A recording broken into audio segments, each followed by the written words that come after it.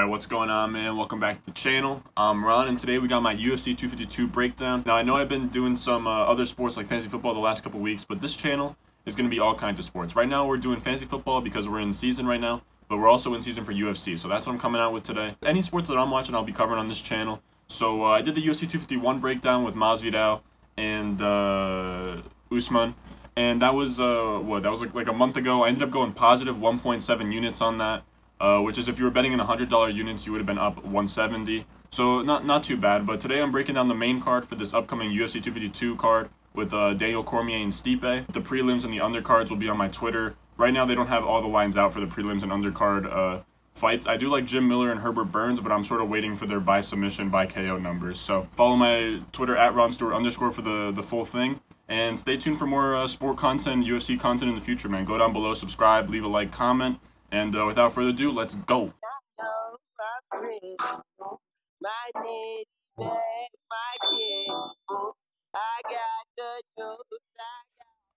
Alright, now we're going to work our way up the card, but we're going to skip over that first one, the Kudabala versus Ankalaev fight. Not a fan of the lines on that one. I know there was an early stoppage the last time.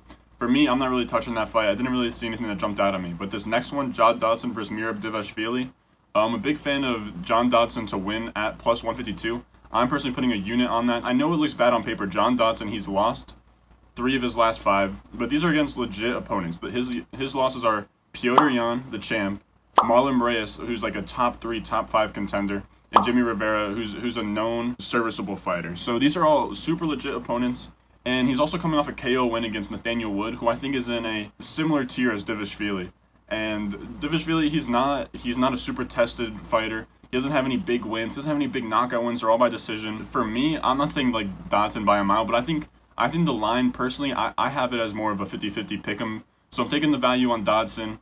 1 unit to make 1.52. Love that at plus 152. All right, next on the card we got Junior Dos Santos JDS against Jairzinho Rozenstruik. And to be honest with you, I'm not sold on Rozenstruik. I know y'all saw him. He just got sent to the fucking shadow realm by Francis Ngannou, KO'd in 20 seconds. Boom, boom, boom. He got fucked up, and I can't fault that. And Francis Ngannou, we all know who he is.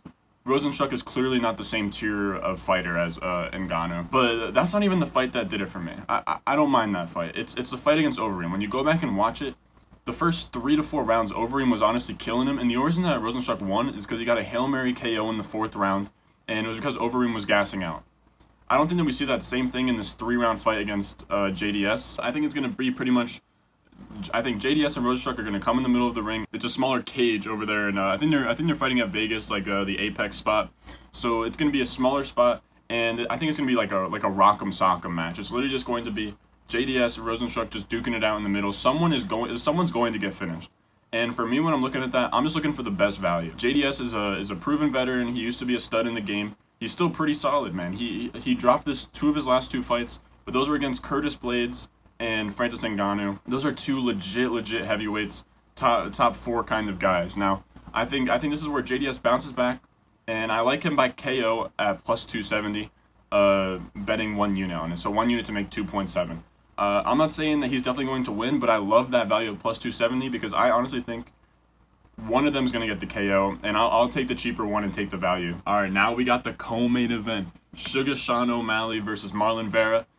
Dude, I just can't wait to see the fucking Sugar Show, man. And I've been riding Sean O'Malley by KO until the wheels fall off. I took it on his fight against Wineland. I took it the fight before that, and he's been on a KO streak all of 2020, man, and I don't think it stops here.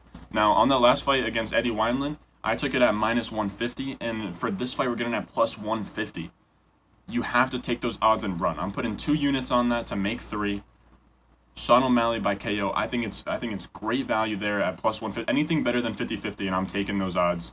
I think O'Malley knocks him out. I know that Cheeto is a proven fighter. I know he's never been knocked out, but I'm telling you, O'Malley's on a tear. He has an insane striking and knockout power, and I'm telling you, I think Cheeto, I've heard that he has good ground game. The fights that I've seen, it looks like he wants to stand on the feet. It doesn't look like he's going for a crazy amount of takedowns. And I think people are also sleeping on Sean O'Malley's ground game. I think that if he gets in a scramble, he's going to get up, he's going to keep it on the feet, he's going to stay on the outside of the cage. I love Sugar Sean O'Malley in this one. You can't touch that money line. I think he's like minus 300 right now. So Sean O'Malley feels great. And I don't mind sprinkling a little bit on like plus 1,200 for him to get a KO in the third round, like a couple dollars, like 0.2 units, whatever. All right, now last up we got the main event, man. This is gonna be Daniel Cormier versus Stipe Miocic, and I can't wait, dude. It's just these fights that they're putting on during quarantine and shit are just crazy. I know it's not as dope now because we got basketball and all that, dude, but it's still dope that we get like crazy UFC cards in the middle of a pandemic when there's nobody in the crowd. I can't wait for this. It's gonna be the trilogy match. And I think that DC is going to cement his legacy here, man. In my opinion, they fought 5 rounds. I think that DC has won 4 out of those 5 rounds that they fought. I respect Stipe, but his chin is slightly suspect. And DC is a threat to KO him on the feet and on the ground. I don't think that I think that Cormier can stand with him and box with him. And he's even shown. I know that Stipe is a great traditional boxer, but Cormier can stand in the pocket and throw with him. He gets kind of crazy. He can kill him in the clinch. He can get him on the ground. There's no spot where I like Stipe more than Daniel Cormier, except on the feet by a super slight margin.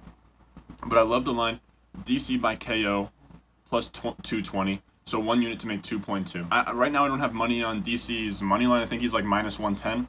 That's probably right around where I'd value it, to be honest. I think that he's a slight favorite, and I think I might end up putting money on that in the future.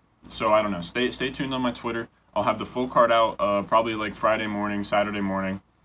But those are my bets right now. And if you made it this far, I appreciate it. Go down below, subscribe, leave a like, comment.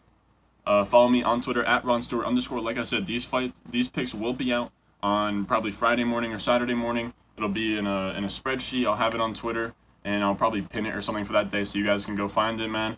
And as always, I'll see you in the next one.